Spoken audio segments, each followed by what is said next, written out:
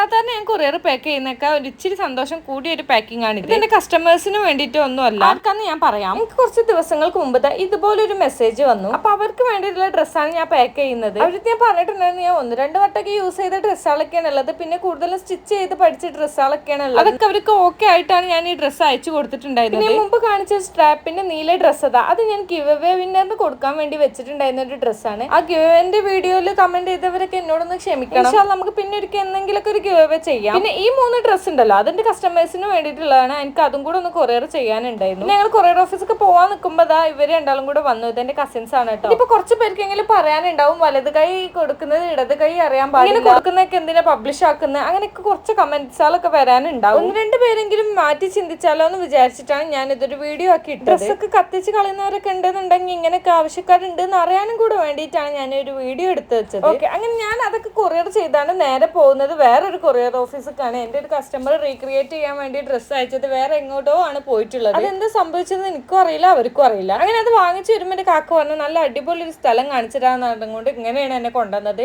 ഇവിടെ ഇങ്ങനെയൊക്കെ സെറ്റപ്പ് ആക്കിക്കണെന്നുള്ളത് ഞാൻ ഇപ്പോഴാണ് കാണുന്നത് കേട്ടോ. അങ്ങനെ അവിടുന്ന് ഞാൻ നേരെ പോയത് പരാഗക്കാണ്. എനിക്ക് ഇതിന് വേണ്ടിയിട്ടുള്ള ഡ്രസ്സിന്റെ മെറ്റീരിയൽ എടുക്കണം, പിന്നെ എന്റെ 1-2 കസ്റ്റമേഴ്സിനും കൂടെ എടുക്കാനുണ്ടായിരുന്നു. ഫസ്റ്റ് കാണിച്ച എല്ലാ മെറ്റീരിയൽ ഉണ്ടല്ലോ, അത് ഞാൻ വിളിച്ചു പറഞ്ഞിട്ട് അവർ എനിക്ക് വേണ്ടി മാറ്റി വെച്ചതായിരുന്നു. പിന്നെ ഇവന്മാരൊക്കെ ഞാൻ വീഡിയോ എടുക്കുന്നുണ്ട് എന്ന് അറിഞ്ഞുകൊണ്ട് നിൽക്കുന്ന നിർത്താണ്. അൺഎക്സ്പെക്ടഡ് ആയിട്ട് നിന്ന് തരാന്നൊക്കെ പറഞ്ഞിട്ട് നിന്നതാണ് കേട്ടോ. അങ്ങനെ ഒരു മെറ്റീരിയൽ എടുക്കാനെന്ന് പറഞ്ഞ് കയറി ഞാൻ 3-4 മെറ്റീരിയൽ ഒക്കെ എടുത്ത് വന്നപ്പോൾ രാത്രി ആയിട്ടുണ്ടായിരുന്നു. 1-1.5 മണിക്കൂർ പോസ്റ്റ് ആക്കിന്റെ കലിപ്പ് നല്ലോണം കാക്കാക്കുണ്ടായിരുന്നു. അതൊന്ന് തണുപ്പിക്കാൻ വേണ്ടി ഞങ്ങൾ ഒരു ഹോട്ടലിൽ കയറി ഫുഡ് കഴിച്ചു. അതിന്റെ ഇടയ്ക്ക് ഞങ്ങൾ കൊറിയർ ഓഫീസിൽ വീണ്ടും പോയിട്ടുണ്ടായിരുന്നു. വേറൊരു ഡ്രസ്സ് റീക്രിയേറ്റ് ചെയ്യാൻ വേണ്ടിയിട്ട് എന്റെ കസ്റ്റമർ അയച്ചതായിരുന്നു, അത് ഞാൻ അപ്പം മറന്നു എടുക്കാൻ. അങ്ങനെ ഞങ്ങൾ ഫുഡൊക്കെ കഴിച്ച് അവിടെ നിന്ന് ഇറങ്ങി നേരെ ഇനി വീട്ടിലേക്കാണ്. അപ്പൊ അടുത്തൊരു വീഡിയോയിൽ കാണാം. ബൈ.